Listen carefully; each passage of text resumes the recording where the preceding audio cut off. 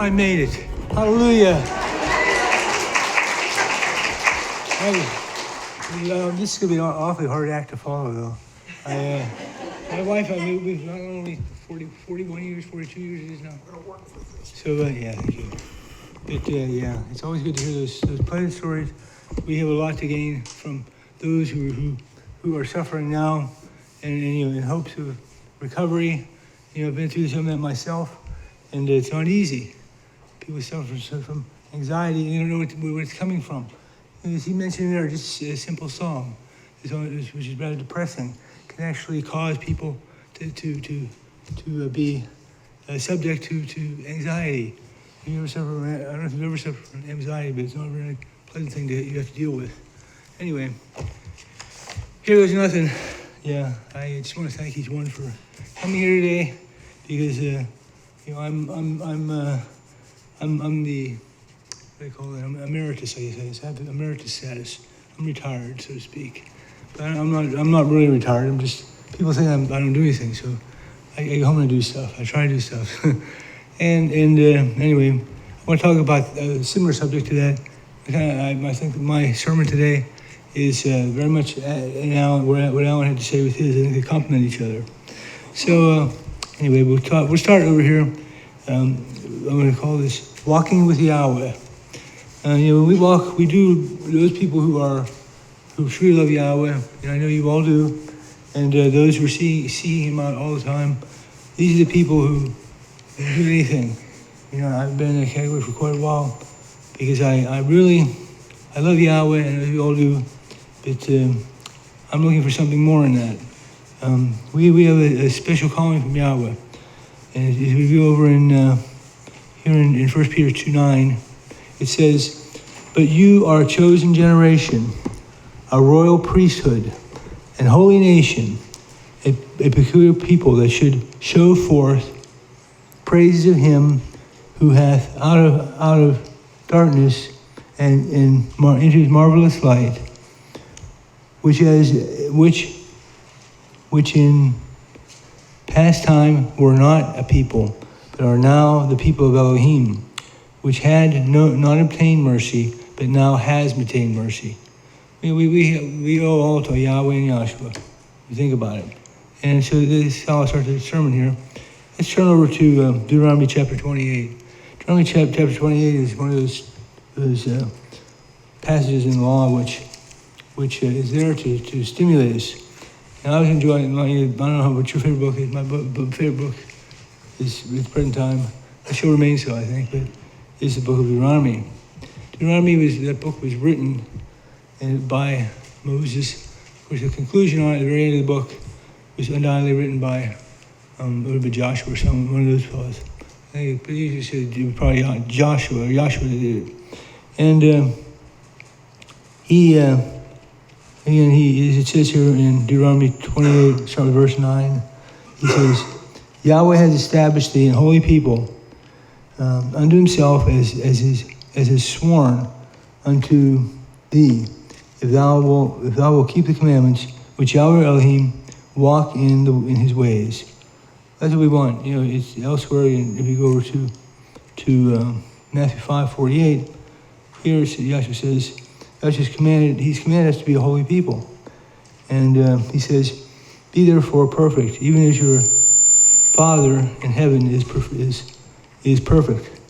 And that's, there's some things that we look at that and we say, of course, in Christianity, we'll say, there it is. It's, people, they really can't be perfect. So I believe you can't be perfect. And there's people I know who are here in this locale, and other people who may be living away who really are exhibiting this characteristic. And they are a people who are obeying Yahweh's law to the point of being perfect. And we would say that, well, it's not possible for the flesh to rule over the spirit, and it shouldn't. But those things that they are working on, they're dedicated to that. Now, if we go over to just a couple of chapters away, Deuteronomy 30, and it says here, let's start reading with verse 15. Okay, and we'll go down to 16 and 18. It says, "It is our choice to to walk in his ways, not walking in his way means obedience. And you go on here, see, I've set before you this day life and good, death and evil, in which I command thee this day to love Yahweh Elohim in all his ways and keep his commandments and his statutes and his judgments, that you may live and multiply, and Yahweh thy Elohim shall bless thee in the land which thou go to possess it. I have heaven and earth to record this day against you, and that I have before you life and death, blessing and cursing. Therefore choose life, that both thou and thy seed may live. We have to choose life. It mentions in Yahshua's ministry that the people thought they followed him. Well, he was the one who made that complete. And he was with all he did. We have so much to and we are indebted to him for. And if we see here, a little bit more from Deuteronomy 31, 16 to 18. And Yahweh said unto Moses, behold, thou shalt sleep with thy fathers, and people will rise up and go whoring after the mighty ones of the strangers of the land, whither they go to be among them, and will forsake me and break my covenant that I have made with them. Then my anger shall be kindled against them in that day, and I will forsake them, and I will hide my face from them, and they shall be devoured, and many evils and troubles shall befall them, so that they will say in that day, you are not these evil ones come upon us because Elohim is not among us. And I will surely hide my face in that day for all the evils which they have sought, or wrought rather, that they are turned unto other mighty ones. And how would you like to have that when we're getting ready to start out? Like I said, if you want to be depressed, it looks like the Israelites are facing depression here, I'd say. And we know the only ones who got through it really was Caleb and Joshua. But they had a much better attitude, and attitude's really what it's about most of the time. We as God's people, we have to have a good attitude, and that's something I fight with. That's my wife, and I hate to admit it, but we are so human, aren't we? And the mistakes we make at times past, we want to make sure that we take those mistakes we make, and we want to turn them to good, as much as we can, so that we will be able to be a people that Yahweh loves. And we see over here if it goes, these people are, as I mentioned, the ones here in the book of Deuteronomy, those people there, they had rejected Yahweh. And that's why the judgment came from on high, maybe a little bit early for them, because some of those people, we just wait and see what's going to happen. But if they are part of the first resurrection, and I'd like to be clear on that, but if they are being faithful to Yahweh, then you're going to find that they'll be faithful in all things. And if you'll realize that it's up to each one of us to keep the commandments in such a way that we are obedient to them always. And we said over here too. On.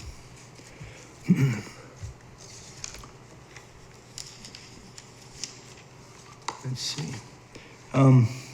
So we are determined to walk with Yahweh after a time, and will we rebel like they did? Well, possibly we would. Like I said, whenever it's predicted, it's like when you read the passages about back there in Genesis in particular, with the patriarchs Abraham, Isaac, and Jacob, and then you got the 12 tribes, Reuben, Simeon, Levi, that. But anyway, they were the epitome of what we're supposed to be as a family. That's what we're supposed to follow. And Moses in particular, they always call back to, they always go back to the father of them all, Abraham. And if we go now over to let's see, the scriptures here. Let's look into Yahweh's word and see if we are walking with Yahweh. So we'll judge ourselves, so to speak, okay? That's what it says in Matthew 7, I think it's 1-3 there, which is an extra scripture for here. It says, let's look into the scriptures and we'll see what it says there. These are men of faith who are recorded in the word as walking with Yahweh. First one is Enoch. Now we know that these men, they were, what does it mean to walk with Yahweh? It means to keep his commandments. Those things he has written to you, obey them. In all the days of Noah, there were 365 years, and Enoch walked with Elohim. Okay, so there's Enoch. And he was back in that age when the people, they predicted that, I say what happened probably was that they were getting, I think they call it 70% oxygen level, and with flip-flops with the nitrogen and other gases that we have in the air that we breathe. Like I say, they know that if a person does, if you read a lot of this one, it'll benefit you all the way. So you have Esau there. He was the first one. And this he lived a long time too. But you go down to Noah, and we're looking at Noah too. Noah, he was a just man and perfect in his generations, and walked with Elohim. And you know that he walked with Elohim. He also, and these guys had a special relationship with Yahweh Elohim. And undoubtedly, whenever they talked to him, you wonder what did they talk about? Do you think? Well, Elohim was probably enjoying the conversation so much. He probably thought, boy, maybe I shouldn't have said all that. And I know we do some of that to some too. And there's no evidence of that, but yet, can't help but think maybe that's what they were doing. What are they discussing? And if we go to Hebrews 11, that's the faith chapter. And you see here, it says, by faith Enoch was translated, that he might not see death. And he was found he was not found because Elohim translated him before his translation. He had his testimony that he pleased Elohim. This was Hebrews 11:5. But by faith Noah, being warned of Elohim of things yet not seen, not yet moved with fear, prepared the ark to the saving of his house, by which he condemned the world and became heir after the righteousness which is by faith. And then that's Hebrews 11:7. So these two examples show us that we walk with Yahweh through our faithful obedience in his word. Remember James, the book of James is a real good book. They all are, but anyway, it's a letter that was written to James, the Apostle Paul. I believe, no, it wasn't. It wasn't him anyway. It was the physical brother of Yahshua the Messiah. And he was one of the first bishops there in Jerusalem. And those guys they had tough. It's like Peter, he was kind of wondering what's going to happen to him. Well, they threw him in jail, and then this angel opened the jail, and they're all over there. One of the brothers, I think it was Peter's place, praying, and they hear a knock on the door. And one of the young girls that ran to the door, she said, "It's Peter. He's outside. He wants to come in. Unlock the door." When they locked doors back then, you're talking about moving stones. They used to do that. They would fill in around the door, and they would do it in such a way that it would keep people out, because that's what the door was supposed to do, the lock on the door anyway. So the door was convenience, and they used the lock. So, but if we go down here further in James chapter 2 and verse 14, start there, verse 14 to 18. It says, "What profit, my brethren, though a man say he hath and hath not works? Can faith save him?" Well, it could, I guess, but let's read on. brother or sister be naked and destitute of daily food. Can food save him, can it? Well, probably not. You still have to feed the physical body.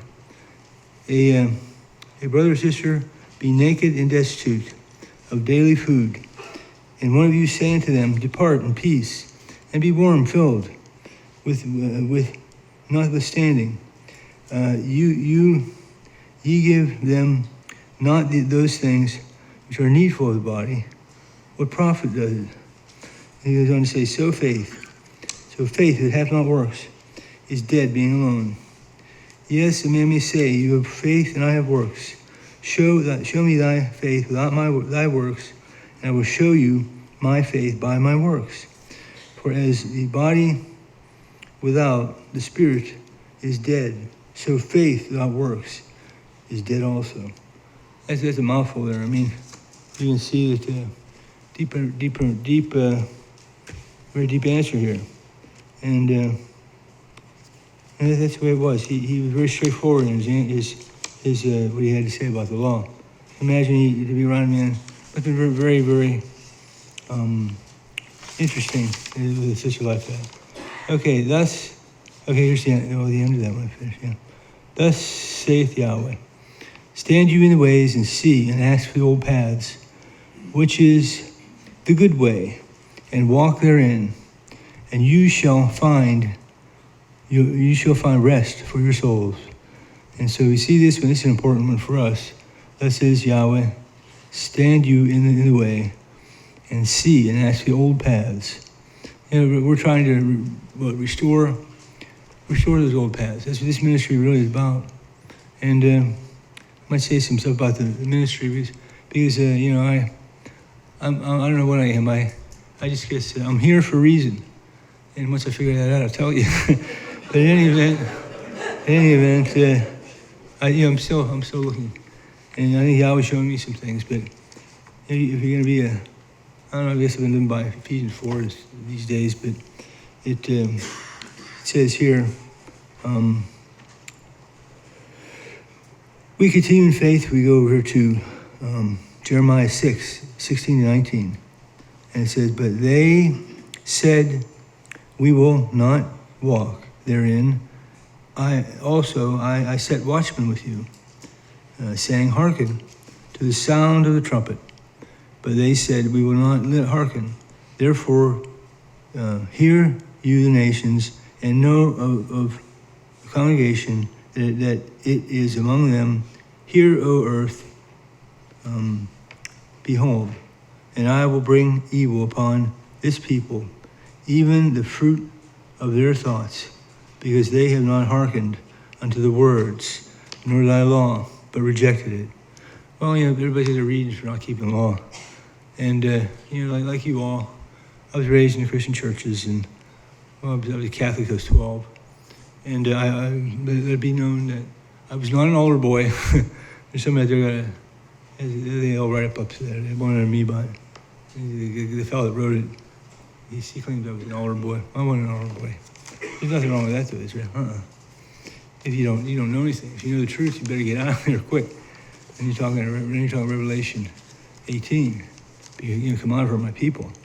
So I am going to continue on here and say again. He says, but they said, we will not therein. And if we drop down to let's go to 1 Kings 18:33-36. Okay? They only hope for those who have hearkened their hearts, or hardened their hearts, by not walking with Yahweh, his chastisement and repentance. And so when my people, as it says in 1 Kings 8:33-36, then it says, when thy people, Israel, be smitten down before the enemy, because they have sinned against you, and shall turn again to thee, and confess thy name, and pray, and make supplication unto thee in this house, then shall you in heaven and forgive in earth of thy people Israel, and bring them again into the land which you gavest my fathers, and then heaven is shut up, and there is no rain, because they have sinned against you. And so it's recognized again. The big mistake Israel made was they didn't love Yahweh. They did love him.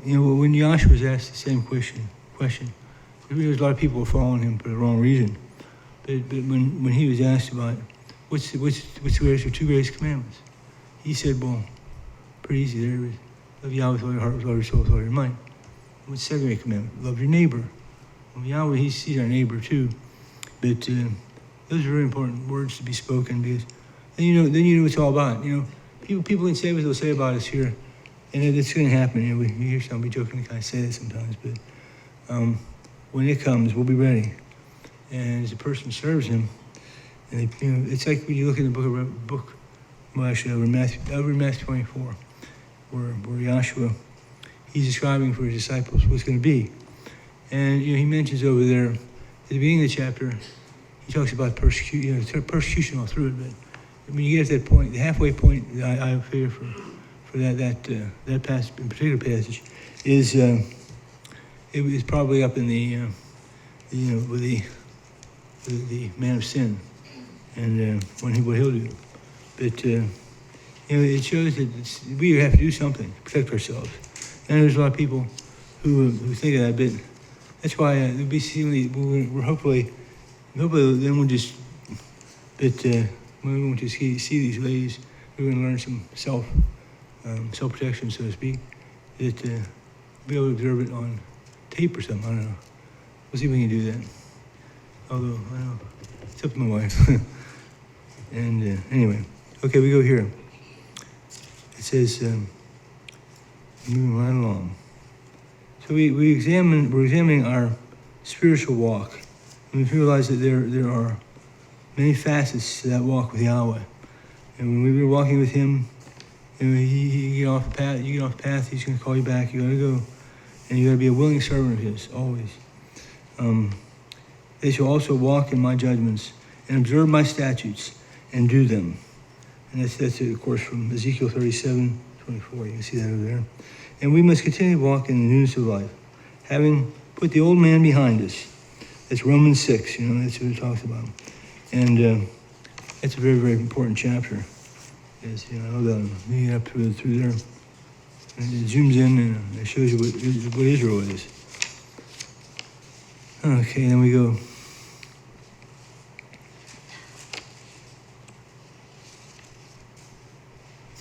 I should have numbered these pages. Of course, what do they say? 4 sides. 22 vision. I guess that's it, Steve. So, anyway, I want to say I'm really glad to be here today, and I'm physically I'm not having the best of feasts, but that's okay. I can persevere that. I just want to see the assembly grow, and it's something that Yahweh we see doing it. Like I said, I mentioned it. Give me a chance to come up front, and I can talk your ear off. You let me, really. But I really I am a more talkative person. But I just want to see the assembly grow here, and by growing here, it's going to grow elsewhere. But Yahweh has he's done a lot, and like I said, I mentioned sometimes so often. The first time I visited here, and it wasn't this building; it was this part addition. 3 major measures this is put in here at least.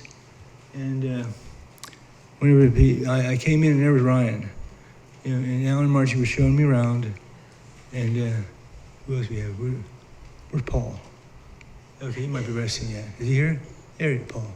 Yeah, there you go. Hi, Paul.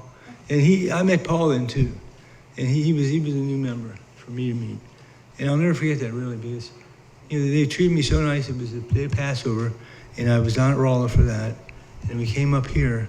I did anyway. I called Alan, and I says, "Yeah, you want to come up?" Sure, come on up. And they cordially welcomed me. I must say that's something. I think in me that says many times over that this is the truth. And I've talked to a number of brethren here at this feast already, who've said that they feel like I do about this. This is the one. And I said, well, we've been through quite a few. I went through quite a few myself, and I'm not exactly in the the I don't know, into the list, the who does what, but this has been really great for me. And as I said, I saw Alan there, Margie, and it took us out to lunch. And see, Margie always had that big smile. And I had some, a few years after, I had some physical problems. The first feast that I had kept with YRM, I couldn't walk at all. That's why this is not a bad thing for me. At least I hope it's not. But I had to be carried about. I had a wheelchair and they carried me around. And then it was one of the places we had. It had steps going up to it. And that was it was not an easy one to get around in. I learned a great lesson from that too. You don't worry about stuff like that. Yahweh takes care of that. And I must say, even we were subjected, and my family were subjected to people who were not showing love at all, because love is the key. And whenever that happened, I'm just thankful to be here. That's all.